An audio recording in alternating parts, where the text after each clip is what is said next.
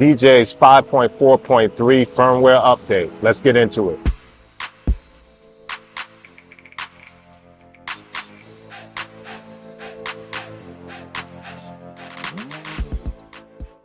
What's up, my fearless friends? This is Gear and Gadgets, where I like to talk tech, apparel, and gear for DJs, musicians, and artists alike. Today, we're getting into Algorithm DJ's firmware update 5.4.3, but first, let's unbox it.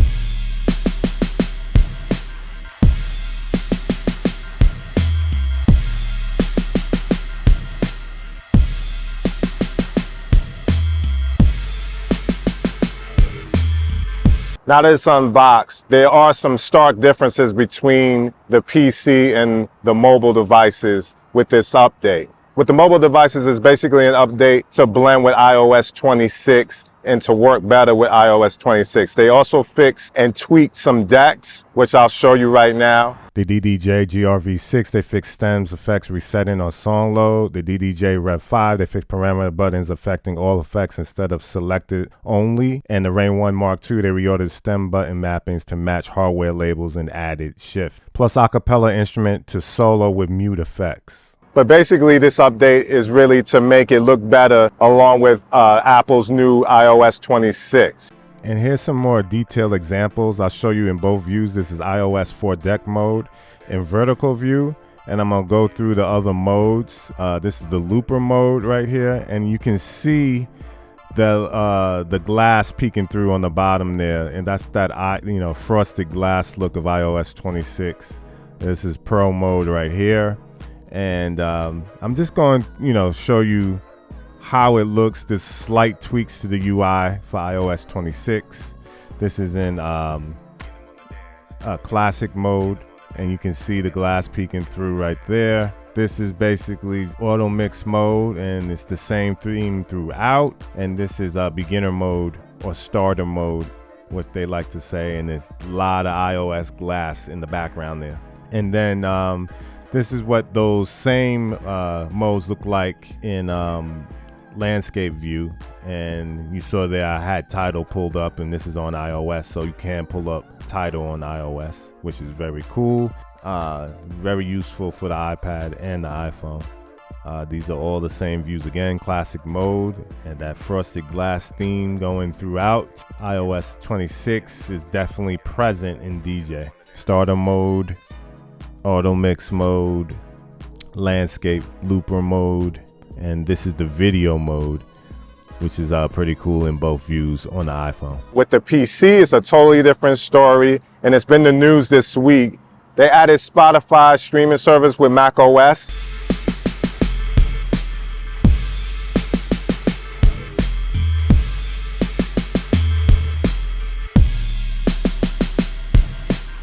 But let's look at the other features. They added option to show neural mix controls on regular waveforms. They added option to log out of streaming services via source list. They added MIDI actions to select a specific view mode. And they added undo redo support for renaming cue points. Everything else is basically the same as the iOS update as far as the DDJ-rb, the DDJ-rb, and the Rain 1 Mark II. Yeah, everything else is essentially the same. And after you download it, which is fairly fast, this is what it looks like on my MacBook Pro. And if you look over here to the left, you will see the Spotify icon. So now you can go sign into your Spotify. It really helps if you have a premium account. I don't think you can do it without it. This is what you can and cannot do, and this is what you are agreeing to, which I'm always reluctant and apprehensive of. But as you can see, I have my Spotify playlist, and I found myself in there. These are like old crates I have. I haven't really been on Spotify like that. But, everything is working. Everything seems smooth.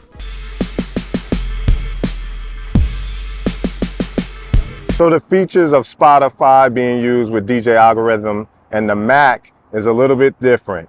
You can basically use all your playlists, some of Spotify's editorial playlists, and you can use their features, high or low quality and the basic features like that. But one thing you can't use is stems. You can't use stems and you can't use Spotify offline.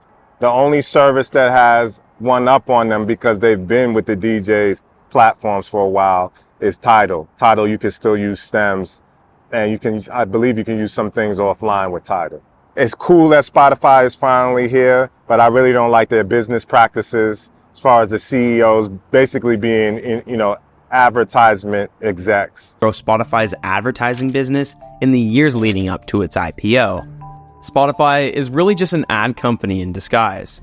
In fact, Spotify's founders never even worked in the music industry before founding the company in 2006. They both came from advertising technology. And they invest in war machines, they invest in drones. They put like 500 to 700 million in a new drone company that's used for the, war industrial complex. And that's unfortunate to use, beautiful music to invest in war. Yeah, I really wish Spotify was doing good business practices with both its artists and the revenue they make. And I wouldn't have a problem because Spotify has a lot of people on there, including me, but we all get paid 0.0 or 0.003 cents off of after we make 1,000 spins. So it's just some bad blood over there. And I feel like because they're getting all that bad press, and a lot of people are taking their whole catalog off of Spotify. Breaking news, Spotify is facing its biggest artist revolt yet, and it's no longer just independents leading the charge.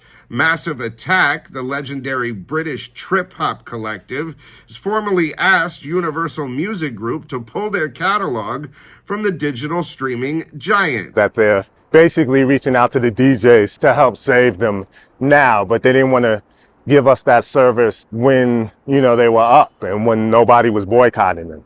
I just find it peculiar, but I digress.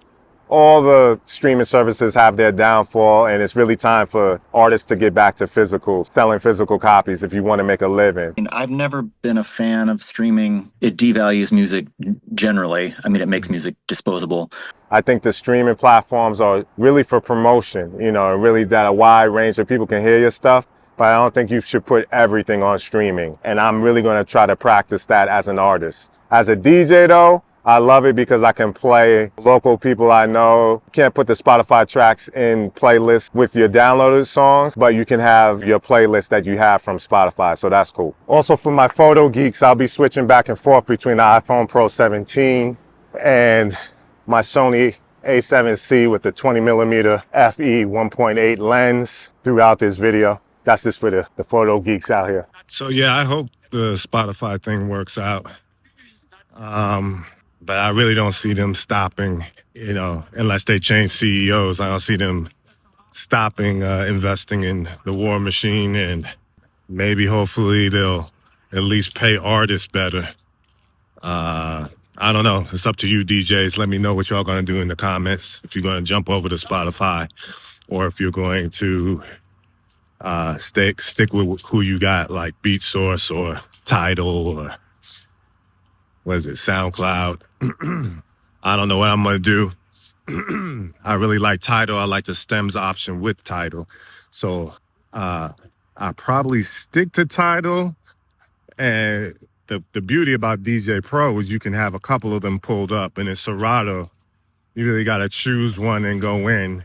And then if you want to choose, from Spotify to Tidal, you got to go back to settings and hit, whatever streaming service you want and then come back. So it's a little annoying with Serato. It's a little more smooth with DJ Pro. But I really, the only glimmer of light I like about Spotify on DJ Pro is that it'll bring light to new artists. You can spin an artist very quickly as long as you have Wi-Fi. But once again, you should always download your tracks. Don't rely only on Spotify. That's crazy. That's my 2 cents. Go get that update if you want it. Once again, this is Gear and Gadgets. Shayshahn, PhearNone MacPherson. Please subscribe and look out for the next one. All right, y'all. Peace.